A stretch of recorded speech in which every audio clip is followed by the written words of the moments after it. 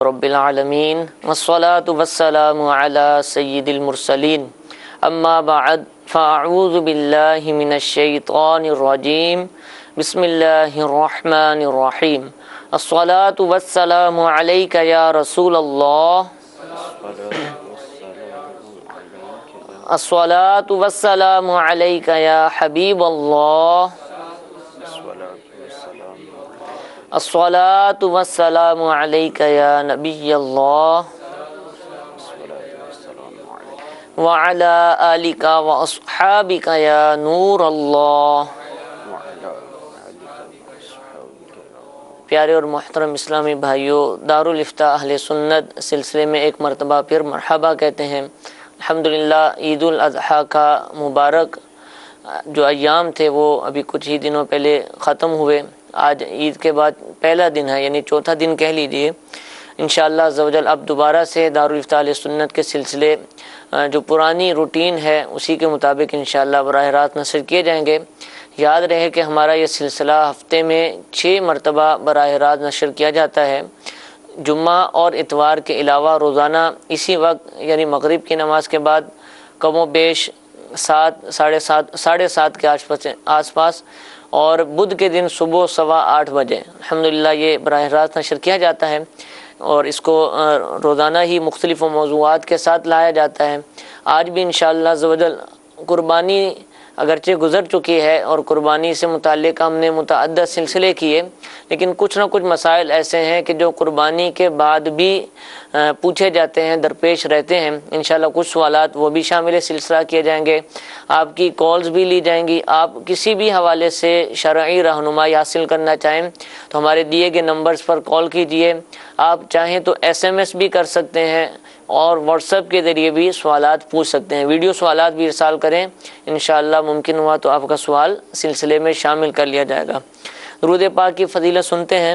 امیر اہل سنت دامت برکاتہم العالیہ اپنے رسالے ضیاء درود و سلام کے صفحہ نمبر 9 پر حدیث پاک نقل فرماتے ہیں، نبی کریم صلی اللہ تعال علیہ وآلہ وسلم نے ارشاد فرمایا، مجھ پر درود شریف پڑھ کر اپنی مجالس کو آراستہ کرو کہ تمہارا درود پاک پڑھنا بروز قیامت تمہارے لیے نور ہوگا۔ صلوا علی الحبیب صلی اللہ تعالی علی محمد صلی اللہ تعالی علیہ وآلہ وسلم۔ قربانی گزر چکی عید الاضحیٰ کا موقع تھا۔ قربانی کے حوالے سے یہ مسائل ہم نے پہلے بھی بیان کیے، لیکن ہو سکتا ہے کہیں انہیں نہ سنے ہوں، لوگ پوچھتے بھی ہیں، تو آپ اگر رہنمائی فرما دیں گے تو انشاءاللہ ان کو آسانی ہوگی۔ کہ کوئی شخص ایسا تھا کہ جس پر قربانی واجب تھی لیکن وہ کسی وجہ سے نہیں کر سکا، یا تو وہ جانور ہی نہیں خرید سکا، یا جانور تو خریدا تھا لیکن وہ ذبح نہیں کر سکا، کوئی بھی مسئلہ ہو گیا، کسی بھی وجہ سے بیمار ہو گیا، وہ ہاسپٹل چلا گیا، اس کو موقع ہی نہ ملا کہ پیچھے وہ ذبح کرتا یا کرواتا، یا کوئی اور ایمرجنسی ہو گئی۔ اب کیا حکم ہے دونوں صورتوں میں؟ کہ ایک وہ شخص ہے کہ جس نے جانور ہی نہیں خریدا تھا اور قربانی واجب تھی، اور ایک وہ شخص ہے کہ جس نے جانور خریدا تھا لیکن قربانی نہیں کر سکا۔ الحمدللہ رب العالمین والصلاة والسلام علی سید الانبیاء والمرسلین اما بعد فاعوذ باللہ من الشیطان الرجیم بسم اللہ الرحمن الرحیم۔ دیکھیں، قربانی کا جو وجوب تھا اس کے مخصوص ایام ہوتے ہیں، ان ایام کے اندر ہی قربانی کی جا سکتی۔ ٹھیک ہے۔ اب ان ایام میں کوئی شخص قربانی نہ کر سکا، یعنی 10 ذوالحجۃ الحرام کی طلوع فجر سے لے کر صبح صادق سے لے کر اور 12ویں کی مغرب تک یہ ٹائم تھا، اس میں اگر وہ قربانی نہ کر سکا۔ اب قربانی نہ کرنے کی 2 صورتیں آپ نے بیان کی۔ ایک صورت تو یہ بیان کی کہ اس نے جانور ہی نہ خریدا۔ اب کوئی بھی وجہ ہو گئی، کسی کو وکیل بنایا تھا تم خرید کے کر دینا، اس نے نہ کیا، یا کسی بھی وجہ سے وہ جانور ہی نہ خرید سکا، قربانی واجب بھی تھی اور اب ایام قربانی گزر گئے، اس شخص پر اب یہ لازم ہے، اب یہ ایسا نہیں کر سکتا کہ جانور خریدے اور جانور خرید کر اس کی قربانی کرے۔ اب اس پر یہ لازم ہے، واجب ہے کہ یہ ایک چھوٹے جانور کی یعنی بکرے یا بکری کی جو اوسط قیمت ہے وہ صدقہ کر دے۔ ٹھیک ہے، اوسط قربانی یعنی نہیں کی، درمیانے درجے کا اگر جانور۔ قربانی نہیں کی، اگر جان بوجھ کر ایسا ہوا تو ظاہر ہے گناہ ہوا، اس سے توبہ کرنا بھی لازم ہے۔ اور اگر غلط فہمی کی بنا پر ایسا ہو گیا، کسی کو وکیل کیا تھا وہ نہ کر سکا، یا کسی اور وجہ سے ایسا ہو گیا، تو اب ظاہر ہے اس کی خطا نہیں ہے، مگر یہ پھر بھی اس پر لازم رہے گا کہ ایک چھوٹے جانور کی قیمت یہ صدقہ کرے، تاکہ قربانی جو یہ نہیں کر سکا اس کا اس اعتبار سے کہا جائے گا کہ وجوب یوں ادا ہو گیا کہ اس نے چھوٹے جانور کی اوسط جو قیمت ہے وہ صدقہ کر دی۔ یہ صدقہ کرنا اب اس کے لیے ضروری ہے۔ ٹھیک ہے، ٹھیک۔ جو دوسری صورت ہے کہ جانور خرید لیا تھا اور اس کو ذبح نہیں کر سکا، ٹھیک ہے، قربانی کا جانور خرید چکا تھا، ذبح نہیں کر سکا، تو اب اس کے لیے شرعی حکم یہ ہے کہ وہ قربانی کا جانور ہی صدقہ کر دے، جو لیا تھا اسی کو صدقہ کر دے۔ ہاں اگر ایسا ہوا کہ وقت گزر گیا تھا، وقت گزرنے کے بعد اس کو ذبح کر دیا قربانی کے جانور کو، تو اب حکم شرعی یہ ہوگا کہ اس کا جتنا بھی گوشت ہے سارے کا سارا صدقہ کر دیا جائے۔ یہاں پہ صدقہ کرنے کے بارے میں بتایا گیا کہ صدقہ کرنا ہے تو صدقہ اس کو کریں گے جو شخص شرعی فقیر ہے، یعنی زکوٰۃ کا مستحق ہے۔ ٹھیک ہے۔ مدارس میں دے سکتے ہیں صدقہ؟ عام طور پر صدقے کے جانور تو مدارس میں عموماً دیے جاتے ہیں، تو کیا یہ قربانی کا جانور بھی صدقہ کرنا ہے تو مدرسے میں دے آئیں یا اس کا کوئی اور طریقہ؟ دیکھیں، صدقہ عمومی طور پہ ہمارے ہاں دو طرح کا ہوتا ہے۔ ایک تو ویسے ہی کوئی شخص چاہتا ہے کہ میں اپنے گھر والوں کو صدقہ دے دوں اور وہ جانور کسی مدرسے وغیرہ میں دے دیتا ہے یا کسی بھی غریب کو دے دیتا ہے، یہ کہلاتا ہے نفلی صدقہ۔ ٹھیک ہے، اس میں کوئی مسئلہ نہیں ہے، آپ گئے کسی بھی جامعہ میں کسی بھی جگہ پر جا کر آپ نے وہ جانور دے دیا، کوئی حرج نہیں ہے، دے سکتے ہیں اور کچھ کہنے کی بھی حاجت نہیں ہوتی۔ مگر بعض صدقے ایسے ہوتے ہیں جو واجب ہوتے ہیں۔ صحیح۔ اب جب واجب صدقہ ہوگا تو جب آپ کسی ایسی جگہ پر دیں گے تو آپ کو بتانا ہوگا کہ یہ صدقہ واجبہ ہے۔ ٹھیک ہے، کیونکہ جب صدقہ واجبہ ہوگا تو وہ شرعی فقیر کو دینا لازم ہوگا۔ صحیح۔ تو پھر ایسی ہی جگہ پر لے کر جائے جہاں اس کو معلوم ہے کہ شرعی مسئلے پر عمل کیا جائے گا، صحیح۔ اور پھر ان کو بتا بھی دے، یہ اس کی ذمہ داری ہے کہ ان کو بتا دے کہ یہ صدقہ واجبہ ہے، ٹھیک ہے، تاکہ اس کو اسی مد میں خرچ کیا جائے، یعنی شریف فقیر کو دیا جائے۔ یہ صرف اس کے بارے میں ہی نہیں ہے، اس کے علاوہ جو ہمارے عمومی طور پر لوگوں کو دیکھا گیا ہے کہ وہ جاتے ہیں رقم مدرسے میں دے کے آ جاتے ہیں، وہ رقم ہوتی ہے زکوٰۃ کی، بیان نہیں کرتے، بتاتے نہیں ہیں۔ اسی طرح مسجد کے چندے میں ڈال دیتے ہیں، وہ زکوٰۃ کی رقم ہوتی ہے، کسی کو بتاتے نہیں ہیں، تو یہ طریقہ کار درست نہیں ہے۔ تو یہ اس کی اپنی ہی خطا ہوگی کہ ایسا کرے گا تو اس کی زکوٰۃ ادا نہیں ہوگی۔ جیسے الحمدللہ دعوت اسلامی کے تحت جہاں جہاں اس طرح کا نظام ہے کہ جہاں باکس لگے ہوئے ہیں وہاں وضاحت ہوتی ہے کہ اگر آپ کو نفلی صدقہ ڈالنا ہے تو آپ اس جگہ پہ ڈالیں، اور اگر آپ کو زکوٰۃ دینی ہے اور یا صدقات واجبہ میں سے کوئی ہے تو آپ اس جگہ پر ڈالیں، یا اس میں لفافے میں ڈال کے اس کے اوپر لکھ دیں، تاکہ آپ جو صدقہ دے رہے ہیں، جو آپ پہ واجب تھا، جو شریف فقیر تک پہنچانا لازم تھا، وہ ٹھیک طرح سے ادا ہو سکے۔ اگر آپ خطا کریں گے، آپ ویسے ہی ڈال کر آ گئے، وہ صدقہ آپ کا واجبہ تھا، صدقہ فطر تھا، یا زکوٰۃ آپ نے دینی تھی، یہ کسی اور طرح کا صدقہ واجبہ تھا، اگر آپ نے ویسے ہی ڈال دیا، سامنے والا تو استعمال کر لے گا جہاں تک پہنچا ہے، مگر یہ ہے کہ آپ نے یہ غلطی کی تو آپ کی زکوٰۃ وغیرہ ادا نہیں ہوگی۔ اس لیے جب یہ جانور وغیرہ دے کر جائیں تو اس میں بھی یہی صورت اختیار کریں، یا قربانی کے جو بکرے کی یا بکری کی جو قیمت دے کر جائیں اس میں بھی یہی صورت اختیار کریں کہ جہاں بھی دیں ان کو بتا دیں کہ میری یہ صدقہ واجبہ ہے، تاکہ اس کو اس کے محل میں استعمال کیا جا سکے۔ ٹھیک ہے۔ جب آپ نے جواب میں الفاظ تو ارشاد فرما دیے تھے، لیکن وضاحت کے لیے دوبارہ پوچھ رہا ہوں کہ بعض لوگ اجتماعی قربانیوں میں حصہ ملاتے ہیں، اچھا بیرون ملک سے بھی آتی ہیں پاکستان کے اندر، اور اندرون ملک بھی اسی شہر کے لوگ یا کسی اور شہر میں حصہ ملا لیتے ہیں، یا گھر کے چند افراد یا محلے کے چند افراد اجتماعی قربانی کرتے ہیں۔ جی۔ اچھا قربانی میں حصہ ملایا، اور اچھا یوں بھی ہوتا ہے کہ بعض لوگ گوشت وغیرہ نہیں لیتے، حصہ ملا دیتے ہیں، پیسے دے دیتے ہیں، کہتے ہیں کر دیجیے گا، اور اس کے بعد پھر معلومات نہیں لیتے۔ لیکن اگر بعد میں پتہ چلا اور اجتماعی قربانی والے بھی خوف خدا رکھنے والے تھے، انہوں نے بتا دیا کہ بھی آپ کی قربانی نہیں ہو سکی، کوئی بھی وجہ بن گئی، ہم نہیں کر پائے، جانور ہلاک ہو گیا تھا، یا کوئی اور مسائل آ گئے تھے، یا کوئی اور وجہ تھی کہ آپ کی قربانی نہیں ہو سکی، تو کیا ایسا شخص بھی اسی حکم میں آئے گا جو آپ نے کہا کہ بکری صدقہ کرے گا، یا یہ بری ذمہ اس نے تو لوگوں کو وکیل بنا دیا تھا؟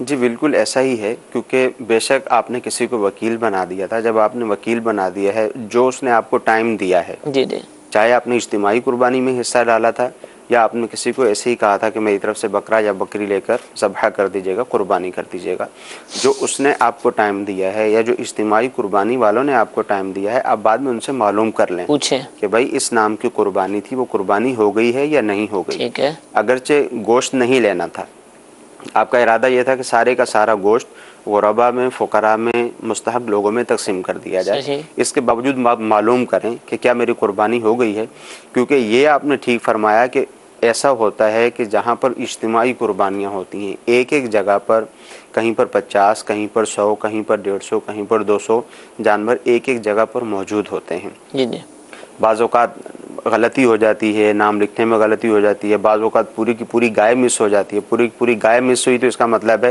7 حصے اس میں سے مائنس ہو گئے، تو جس کا جانور تھا اس پر یہ لازم ہے کہ وہ بعد میں اچھی طرح سے اپنی معلومات لے لے، جو اس کو ٹائم دیا گیا تھا اس وقت پوچھ لے، اگر نہیں ہوئی تو بعد میں پھر پوچھ لے کہ صحیح، بھائی میری قربانی ہوئی تھی یا نہیں ہوئی تھی۔ ٹھیک ہے، اب بالفرض اس نے معلومات حاصل کی، یا جو اجتماعی قربانی جنہوں نے اجتماعی قربانیاں کی ہیں ان کے لیے بھی یہ پیغام ہے صحیح، کہ اگر آپ سے ایسا کوئی مسئلہ سرزد ہو گیا ہے کہ آپ کسی کی قربانی نہیں کر سکے، آپ نے دیکھا جو بھی آپ کے پاس لکھا ہوا تھا 7 افراد کی گائے آپ نے لکھی ہوئی تھی، ایک گائے آپ سے مس ہوگی، آپ قربانی نہیں کر سکے، تو ان پر بھی لازم ہے کہ ان کو بتائیں کہ ہم آپ کی قربانی نہیں کر سکے، اور جو بھی دیگر مسائل ہیں، رقم واپس ہوگی نہیں ہوگی، جانور ہلاک ہوا ہے، کیا صورت ہوئی ہے، وہ بھی دارالفتہ سے رہنمائی لے لیں کہ اس کا کیا وکالت جس طریقہ طرح کار کی ہوگا، وہی حکم ہوگا، اس کا کیا طریقہ کار ہوگا، اور اس کے ساتھ ساتھ ان کو بتا بھی دیں کہ آپ کی قربانی نہیں ہوئی۔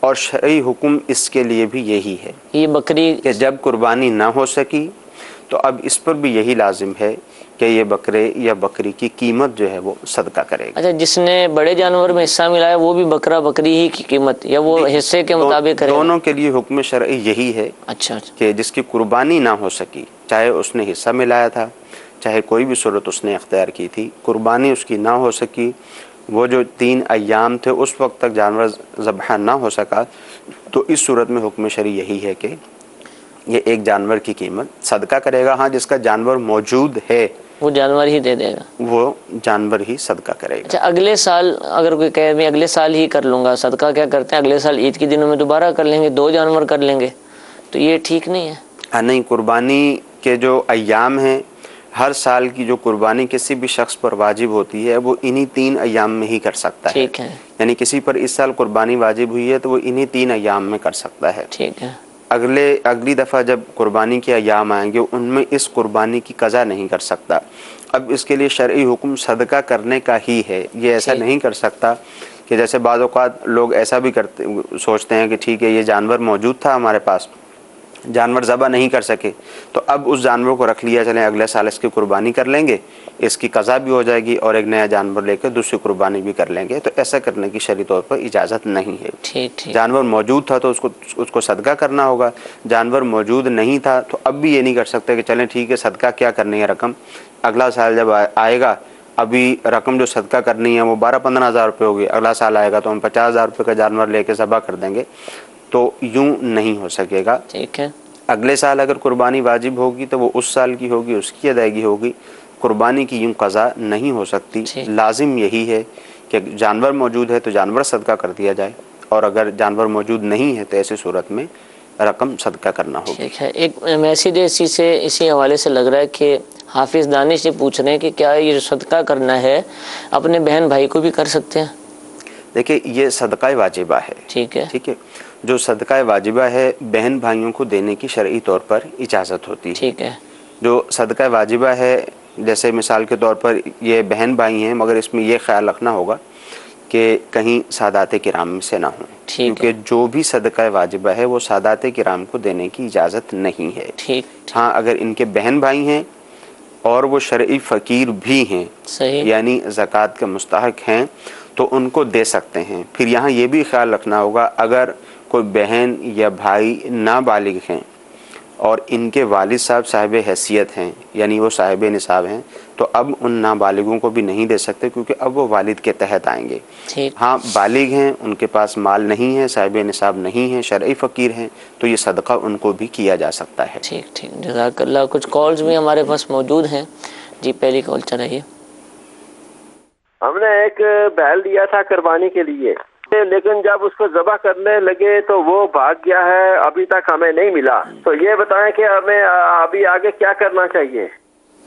جی مسائل لوگوں کے پاس بھی موجود ہیں قربانی کے حوالے سے. بیل بھاگ گیا ہے ابھی تک ملا ہی نہیں، بظاہر یہ لگتا ہے پھر انہوں نے قربانی بھی نہیں کی ہوگی، بظاہر یوں محسوس ہوتا ہے. اور اگر اس کے علاوہ کر لی تھی تو وہ بیل کا کیا حکم ہے، اور نہیں کی تھی تو وہ حکم بھی آپ نے فرما دیا. دوبارہ ارشاد فرمائیں. ہاں جی دیکھیں، بظاہر جو انہوں نے صورت بیان کی ہے کہ وہ بیل بھاگ گیا اور ان کو ملا بھی نہیں. ایسا شخص جیسے مثال کے طور پر یا تو یہ کسی ایک شخص کی طرف سے ہی تھا پورا بیل، اب وہ بیل بھاگ گیا.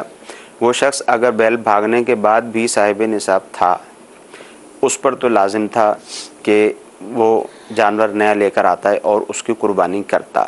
اگر بالفرض اس نے قربانی نہیں کی، اب اگرچہ وہ ایک بیل لے کر آیا تھا 2 لاکھ روپے کا، اب وہ بیل جو 2 لاکھ روپے کا لایا تھا وہ بھاگ گیا، یہ قربانی کر ہی نہیں سکا، اس نے قربانی بالفرض نہیں کی، تو اب ایسا نہیں ہے کہ اس کے اوپر وہ 2 لاکھ روپے صدقہ کرنا لازم ہوگا. وہ بھاگ گیا، وہ ان کو ملا ہی نہیں، تو اب ان پر بھی یہی لازم ہوگا، قربانی نہیں کی تو یہ چھوٹے جانور کی قیمت صدقہ کریں گے. اگر اس میں 7 افراد موجود تھے تو 7 افراد پر یہ لازم ہوگا کہ سب اپنے اپنے حصے کی ایک بکرے یا بکری کی قیمت جو ہے وہ صدقہ کریں گے. ٹھیک ہے. بکرا یا بکری اگر موجود ہو وہ دے دیں تو قیمت کے بجائے. بعضوں کے جانور ہوتے ہیں نا گھروں میں، وہ دینا چاہیں تو نہیں، وہ یہ صورت نہیں ہے. شرعی حکم یہ ہے کہ اگر تو جانور موجود تھا، ٹھیک ہے، جو جانور قربانی کے لیے لے کر آئے تھے وہ جانور موجود تھا تو اس جانور کو ہی صدقہ کرنا لازم ہوگا، ورنہ بکرے یا بکری کی قیمت صدقہ کرنا جو ہے یہ لازم ہے. ٹھیک ہے. جی ایک اور کال چلائیے. محمد عرفان اتاری یاد کر رہا ہوں پنڈی گیپ سے. حضور قربانی کے جو پائے وغیرہ تھے وہ تو دے دیے دوستوں کو، رشتہ داروں کو. اس میں جو گوشت کا جو وہ کیا کہتے ہیں اس کا جانور کا کلیجی تھی نا، وہ انہوں نے نکال لی سائڈ میں، اور باقی گوشت جو ہے نا جی باقی اس کے مثلا حصے کر کے اور بانٹ دیا. تو یہ کلیجی نکالنا کیسا تھا، یہ صحیح ہے یا نہیں؟ اس میں بارے میں تھوڑی معلومات بتا دیں. لیکن بہت بڑا اظہار کر چکے کہ پائے دے دیے. پائے عموماً نہیں بانٹے جاتے، وہ رکھ لیے جاتے ہیں اور بقیہ گوشت بانٹا جاتا ہے. تو پائے ان کے پاس ہیں، پائے بانٹ دیے ہیں، گوشت کے حصے کر دیے اور کلیجی انہوں نے رکھ لی تھی. دیکھیں 2 صورتیں ہو سکتی ہیں. ایک تو یہ ہے کہ ان کے گھر کی قربانی ہے، ٹھیک ہے، گھر کی قربانی میں سے انہوں نے جو ہے وہ پائے دے دیے اور کلیجی جو ہے وہ اپنے پاس رکھ لی. بقیہ گوشت کے بھی 3 حصے کر کے ایک اپنے پاس رکھ لیا، ایک رشتہ داروں میں دے دیا اور ایک فقراء میں تقسیم کر دیا. اس میں تو ظاہر ہے شرعاً کوئی حرج نہیں ہے. ٹھیک ہے. دوسری صورت یہاں پر یہ ہو سکتی ہے کہ اجتماعی قربانی کی صورت ہو، کہ اجتماعی قربانی کی صورت ہے. اجتماعی قربانی کی صورت میں جو ہونا چاہیے وہ یہ ہونا چاہیے کہ سب چیزیں برابر برابر تقسیم کی جائیں. ہاں اگر کوئی رضامندی سے کر دیتا ہے تو وہ ایک علیحدہ بات ہے. ٹھیک ہے. اب جس کے گھر میں اجتماعی قربانی ہوئی، ایک یہ تھا 6 افراد باہر کے تھے، اب اس نے اس میں سے کوئی چیز خاص نکال کے اس کو الگ کر لیا، یعنی چھپا کے رکھ لیا، تو ایسا کرنے کی شرعی طور پر اجازت نہ ہوگی. ایسا اگر انہوں نے کیا ہے تو غلط کیا ہے اور گناہگار بھی ہوں گے. جبکہ اجتماعی قربانی کی صورت تھی. ہاں اپنے گھر کی صورت تھی، اس میں کوئی چیز انسان الگ سے رکھ لیتا ہے اور بقیہ ساری وہ گوشت وغیرہ تقسیم کر دیتا ہے، 3 حصے جیسے کرتے ہیں وہ بھی کر لیے ہیں، تو اس میں شرعی طور پر کوئی حرج نہیں ہے. اس میں بھی بہتر یہی ہے کہ تمام چیزوں کو ہی گوشت کو اچھی طرح سے مکس کر کے، ایسا نہ ہو کہ اچھا اپنے لیے رکھ لیا جائے اور ہڈیاں ہیں یا دیگر جو اس طرح کی چیزیں ہوتی ہیں وہ دوسروں کو دے دی جائے. یہ طریقہ نہیں ہونا چاہیے. گوشت کو اچھی طرح سے مکس کر لیا جائے، اس کے 3 حصے کیے جائیں، اور جو مستحب طریقہ کار ہے کہ ایک حصہ اپنے لیے رکھیں اور ایک حصہ جو ہے وہ فقراء کے لیے اور ایک رشتہ داروں کے لیے. ٹھیک ہے، جزاک اللہ. جی ایک اور کال چلائیے. مغرب کی نماز میں پیش امام کے ساتھ جماعت کے ساتھ نماز پڑھ رہے تھے تو پیش امام بِأَنَّ رَبَّكَ وَحَالَهَا کی آیت چوک گئے. مقتدی نے لقمہ دیا لیکن امام صاحب نے لقمہ نہ لیتے ہوئے تھوڑی دیر بعد اذا جاء نصر اللہ سورت شروع کر دی، تو کیا نماز ہو گئی یا دہرانی پڑے گی؟ یہ دیکھیں بعض اوقات ایسا ہوتا ہے کہ امام ایک سورت وہ کئی مرتبہ پڑھ چکا ہوتا ہے، مگر بعض اوقات پڑھتے پڑھتے اس کے ذہن میں نہیں رہتی، وہ بھول جاتا ہے، آگے والی آیت اس کے ذہن میں نہیں آ رہی ہوتی.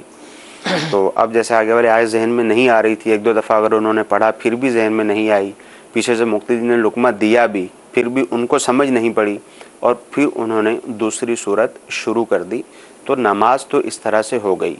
ہاں اگر وہ پڑھ رہے تھے، پڑھتے ہوئے رک گئے اور اس رکنے میں 3 مرتبہ سبحان اللہ کی مقدار، 3 تسبیح کی مقدار اگر وہ ٹھہرے رہے، خاموش رہے، تو اب اس صورت میں سجدہ سہو کرنا لازم تھا۔ اگر سجدہ سہو کر لیا تو ٹھیک ہے، ورنہ نماز واجب الاعادہ ہوگی۔ ٹھیک ہے۔ میسیج میں سوال یہ پوچھا کہ کیا اسلامی بہنیں مخصوص ایام میں قرآن پاک کو چھو سکتی ہیں؟ قرآن پاک کو مخصوص ایام میں چھونے کی اجازت بھی نہیں ہے، اور اسی طرح زبانی پڑھنے کی اجازت بھی نہیں ہے۔ ٹھیک ہے۔ بعضوں کے ذہن میں یہ ہوتا ہے کہ ہم قرآن مجید فرقان حمید کو چھو نہیں سکتی، ایسی بات نہیں، چھو بھی نہیں سکتی، اور ایسی حالت میں پڑھنے کی بھی اجازت نہیں ہے۔ یعنی جو شخص جنبی ہے، جس پہ غسل فرض ہے، اسی طرح حیض و نفاس والی جو عورت ہے، ان کو زبانی بھی قرآن پاک پڑھنے کی اجازت نہیں ہے۔ بطور وظیفہ دعا وغیرہ اگر الفاظ آتے ہیں، جو وظائف ہیں وہ علیحدہ چیز ہے، جی جی، جو قرآنی آیات ہیں وہ علیحدہ چیز ہیں۔ بطور وظائف کچھ چیزیں ہوتی ہیں، ان کی اجازت ہوتی ہے، اگر جس میں قرآنی الفاظ قرآن حمید کی تلاوت نہیں کر سکتے۔ وظائف بعض ایسے ہوتے ہیں جس میں قرآن مجید فرقان حمید کے الفاظ تو موجود ہوتے ہیں، مگر وہ بطور وظیفہ ہوتے ہیں۔ صحیح، ٹھیک ہے۔ میسیج میں یہ پوچھا جا رہا ہے کہ اگر کمواری جو لڑکی ہے اس کے پاس 3 تولے سونا ہو، جہیز کا سامان، برتن وغیرہ ہوں، تو کیا زکوٰۃ ہوگی اس کے اوپر؟ یعنی اس کے بظاہر یوں لگ رہا ہے کہ اس کو دے دیا گیا ہے، اس کے پاس ہے، لیکن شادی نہیں ہوئی ابھی تک۔ لیکن عمومی طور پر ہوتا یہ ہے کہ جیسے زیور وغیرہ ہے، وہ تو جیسے والد صاحب نے یا والدہ نے اس کے ہاتھ میں دے دیا، آپ کے لیے بنایا ہے، یہ آپ کے لیے بنایا ہے، اس پہ شرعی طور پہ اس پہ قبضہ بھی ہو جاتا ہے۔ تو فقط اگر کسی کے پاس 3 تولہ زیور ہی ہے، باقی جو جہیز کا سامان موجود ہوتا ہے، جہیز کا سامان ایسا نہیں ہوتا، یعنی نہ وہ مال تجارت میں سے ہے جہیز کا سامان، کہ جہیز کے سامان کو جو ہے وہ اس میں شامل کیا جائے، تو جہیز کے سامان کے اوپر زکوٰۃ نہیں ہوتی ہے۔ جہیز کے سامان میں جیسے مثال کے طور پر فریج لا کے رکھ دی، اسی طرح واشنگ مشین لا کے رکھ دی، کپڑے لا کے رکھ دیے، جوتوں کے جوڑے لا کے رکھ دیے، دیگر جتنی بھی چیزیں لا کے رکھ دی، تو یہ جو سامان ہے یہ ایسا سامان نہیں ہے جس پر زکوٰۃ لازم ہو۔ ہاں 3 تولے سونا اس کے پاس موجود ہے، اور اس کے ساتھ ساتھ کچھ رقم بھی ضرورت سے زائد اس کے پاس موجود ہو، اور پھر اس پر سال بھی گزر جائے، تو اس صورت میں اس پر زکوٰۃ لازم ہوگی۔ ٹھیک ہے، ٹھیک ہے جی۔ کال ہے تو چلا دیجیے۔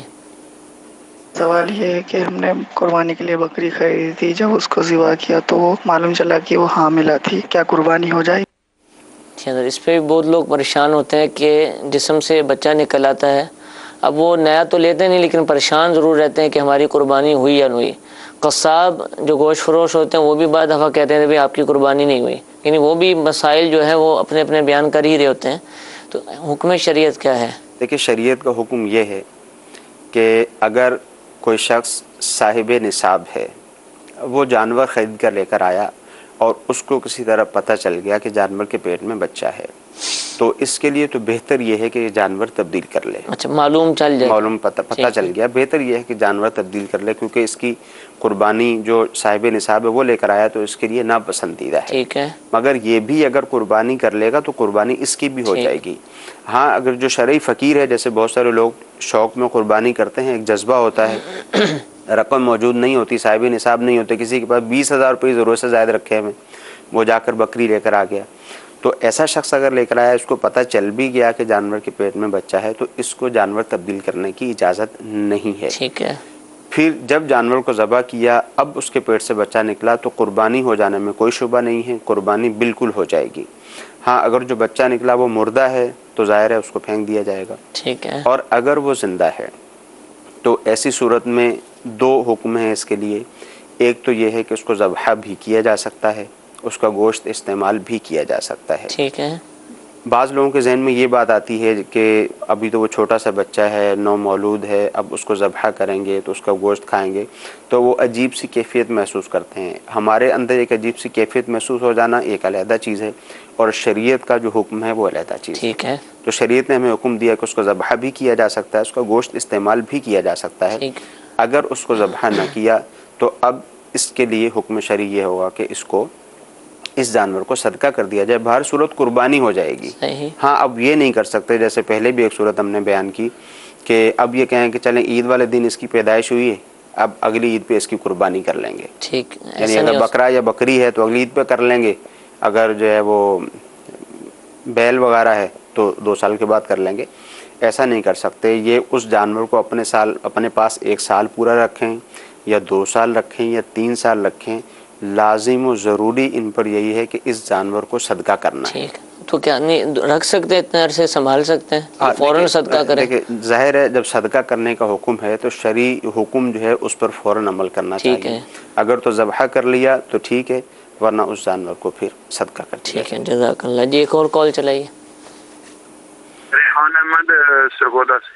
جی میں نے بکرا کیا ہے، اس کے کلیجے پہ تھوڑے تھوڑے سے نشان بنے ہوئے تھے، دانے سے بنے ہوئے تھے، چھالے چھالے سے، تو میں یہ پوچھنا چاہتا میری قربانی ہوئی ہے یا نہیں؟ یعنی گوشت اس کا خراب نکلا، بعض دفعہ پھیپڑے اس کے خراب ہوتے ہیں تو دانے دانے گوشت پہ ظاہر ہوتے ہیں ذبح کے بعد فوراً ہی۔ جی انہوں نے بتایا کہ کلیجی کے اوپر کچھ دانے وغیرہ تھے، اس میں شرعی طور پر کوئی قباحت نہیں ہے، انہوں نے جو قربانی کی ہے ان کی قربانی ہو گئی، اور وہ گوشت صاف کر کے کھا لیا جائے، اگر جو استعمال کر لیا جائے۔ باقی اگر ایسا محسوس ہو رہا ہے کہ بالکل ٹھیک نہیں ہے تو پھر اس کو استعمال نہ کیا جائے، کیونکہ پھر وہ مضر صحت ہوگا۔ ٹھیک ہے جی ایک اور کال چلائیے۔ دارالفتہ اہل سنت میں مفتی صاحب کی بارگاہ میں سوال عرض ہے، اجتماعی قربانی ہو رہی تھی، اجتماعی قربانی کی پوری دعا بھی پڑھ لی گئی، اس کے بعد قربانی والوں کے نام لیے گئے، تو کیا قربانی ہو گئی یا نہیں؟ برائے کرم جواب ارشاد فرما دیجیے، جزاک اللہ خیرہ۔ اجتماعی قربانی کی کوئی دعا فرما رہے ہیں کہ وہ پڑھ لی گئی پھر نام لیے گئے، تو وہ دعا ہے کوئی اجتماعی قربانی کی؟ نہیں، وہ کوئی حرج نہیں ہے، قربانی تو اس طرح سے ہو جائے گی، لیکن قربانی کی جو دعا ہے وہ تو دعا تو یہی ہے کہ اللہ تعالیٰ کی بارگاہ میں دعا کی جاتی ہے کہ پروردگار فلاں کی طرف سے فلاں کی طرف سے فلاں کی طرف سے اس کو قبول فرما۔ ٹھیک ہے، باقی یہ ہے کہ شاید یہ کہنا چاہ رہے ہیں کہ پہلے دعا پڑھی، بیچ میں نام لے لیے، پھر جانور کو ذبح کیا، تو اب جو ہے وہ جانور کا ذبح کرنا درست ہوا یا نہیں ہوا، قربانی ہوئی یا نہیں ہوئی، تو کوئی حرج نہیں ہے، قربانی اس طرح سے ہو جائے گی۔ ٹھیک ہے جی ایک اور کال چلائیے۔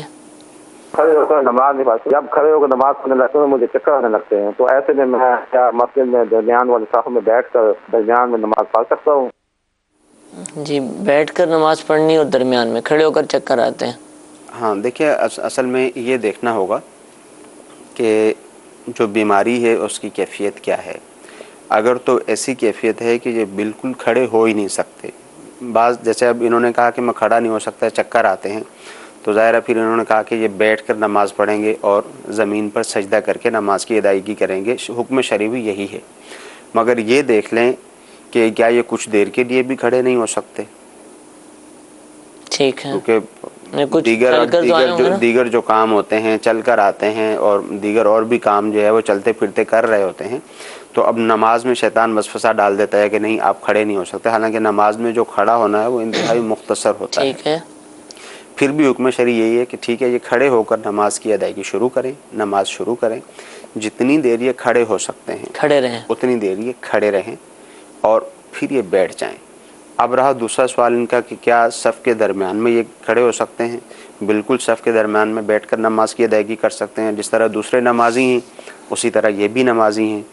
جو نمازی ہے اس کو رخصت ہے، جب وہ کھڑا نہیں ہو سکتا تو اس کو رخصت ہے کہ وہ بیٹھ کر زمین پر سجدہ کر کے نماز کی ادائیگی کر سکتا ہے، تو یہ بھی نمازی ہی ہیں، تو بیچ میں سب کھڑے ہو کر نماز کی ادائیگی کر سکتا ہے۔ اصل میں آج کل تو جو بیٹھ کر پڑھتا ہے نا وہ کرسی ہی پر پڑھتا ہے، اور کرسی بیچ میں آتی ہے نا تو پھر دیگر نمازی اعتراض کرتے ہیں، بالخصوص وہ نمازی جو مسجد میں 5 وقت کی نماز پڑھتے ہیں، وہ زیادہ کہتے ہیں کہ ڈسٹربنس ہو رہی ہے اور یہ وہ، تو کیا بہتر نہیں ہے کہ اس کو کہا جائے کہ کونے پہ کھڑو جو بھی آپ، جبکہ نمازی بھی موجود ہیں صف کے اختتام تک؟ دیکھیں جو شخص جو انہوں نے سوال کیا ہے، انہوں نے یہ کہا ہے کہ کھڑے ہونے میں چکر آتے ہیں، ان کو تو کرسی پہ بیٹھنے کی اجازت ہی نہیں، ان کو اجازت ہی نہیں، یعنی جو شخص کھڑا ہونے میں اس کو دشواری ہے مگر وہ زمین پر سجدہ کرنے کی صلاحیت رکھتا ہے، زمین پر سجدہ کر سکتا ہے، اس پہ لازم ہے کہ وہ بیٹھ کر نماز کی ادائیگی کرے زمین پر، اور زمین پر سجدہ کرے، اس کے لیے تو یہ حکم ہے۔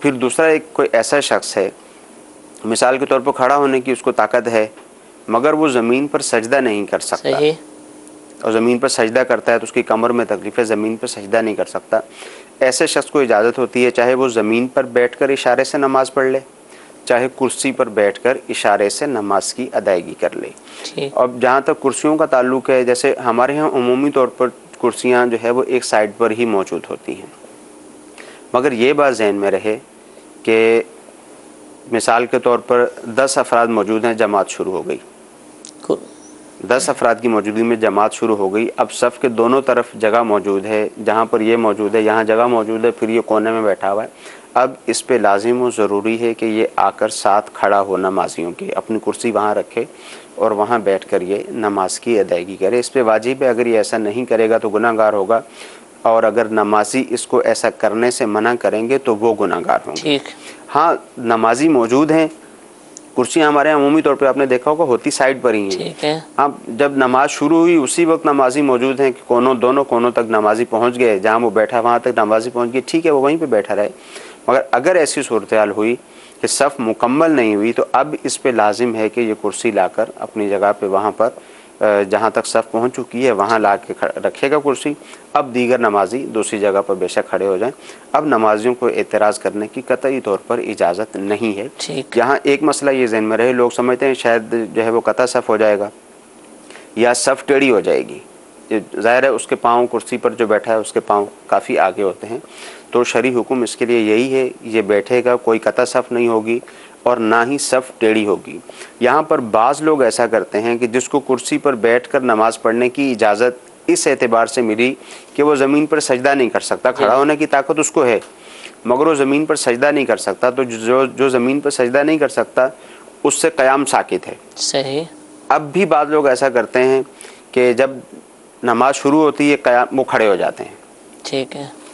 اب صف یہاں پہ کھڑی ہوئی ہے اور یہ تھوڑا آگے کھڑا ہوا ہے.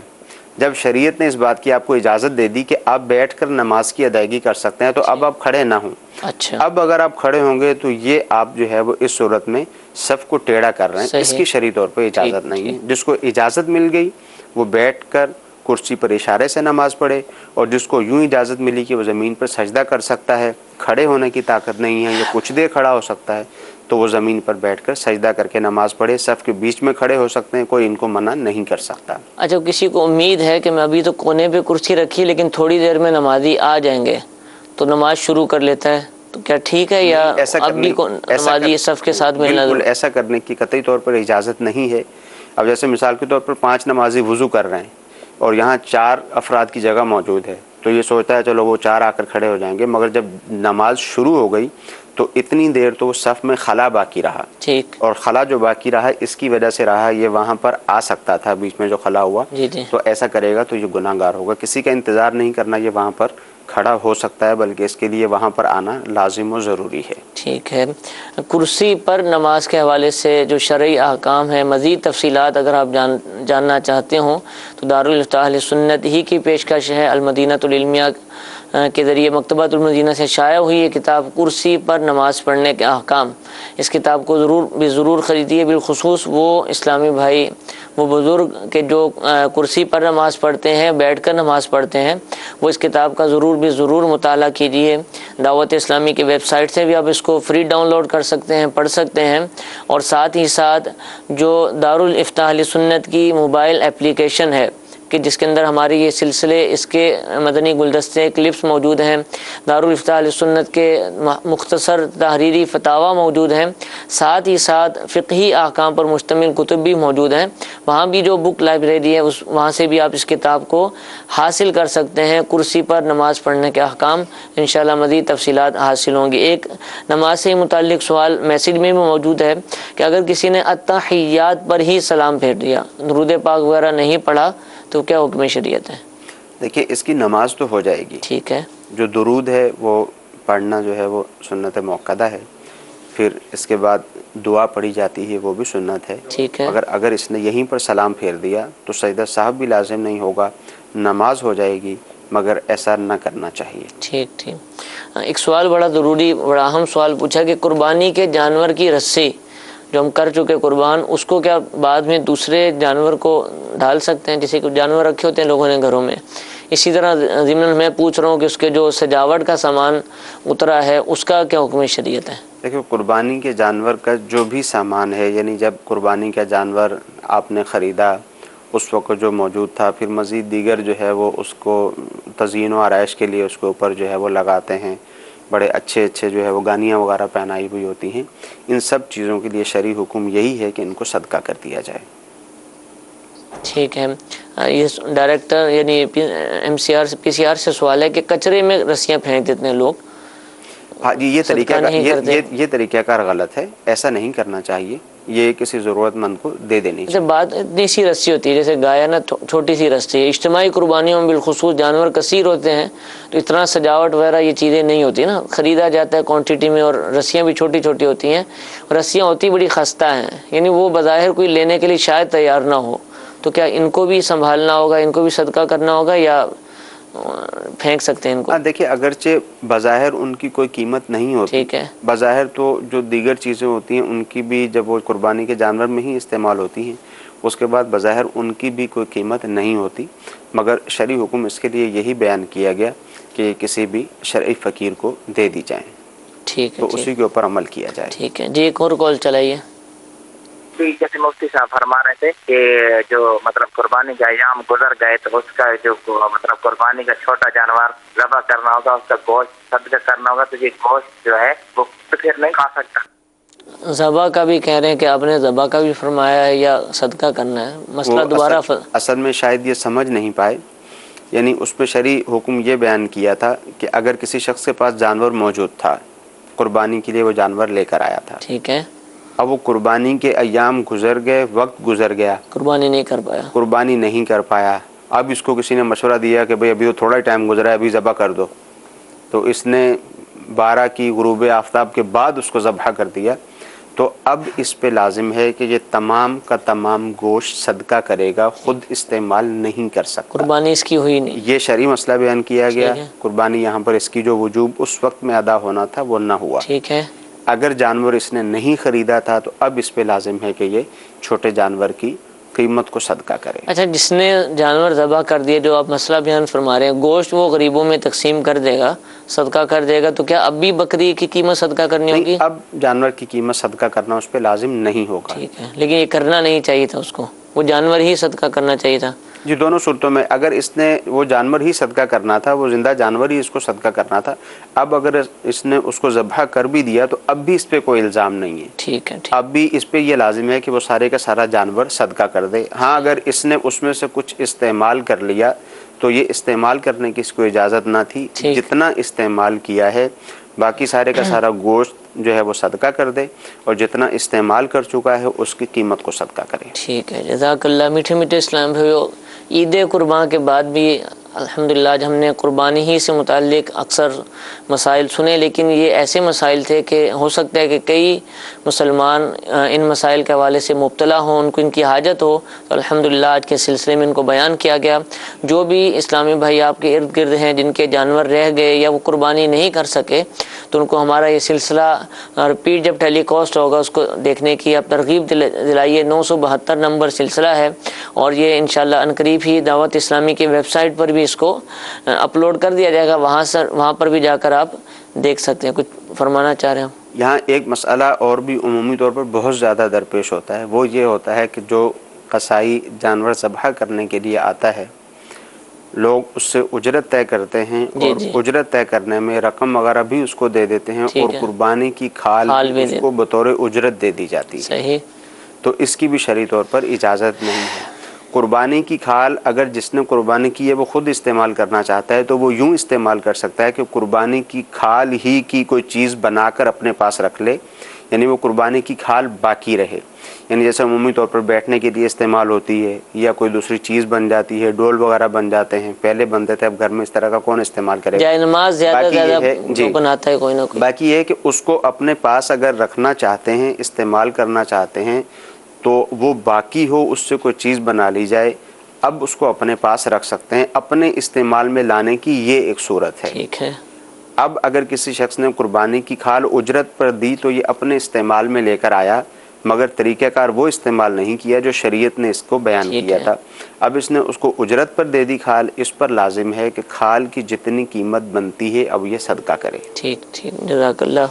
انشاءاللہ کل بدھ ہے، اور بدھ کے دن 2 دفعہ دارالفتہ اہل سنت کا سلسلہ براہ راست نشر کیا جاتا ہے۔ صبح 8:15 بجے انشاءاللہ پہلا سلسلہ براہ نشر کیا جائے گا، اور کل شام میں بھی اسی وقت انشاءاللہ یہ سلسلہ آپ دیکھ سکیں گے۔ اللہ تعالیٰ ہم سب کو عمل کرنے کی توفیق عطا فرمائے، آمین بجاہ النبی الامین۔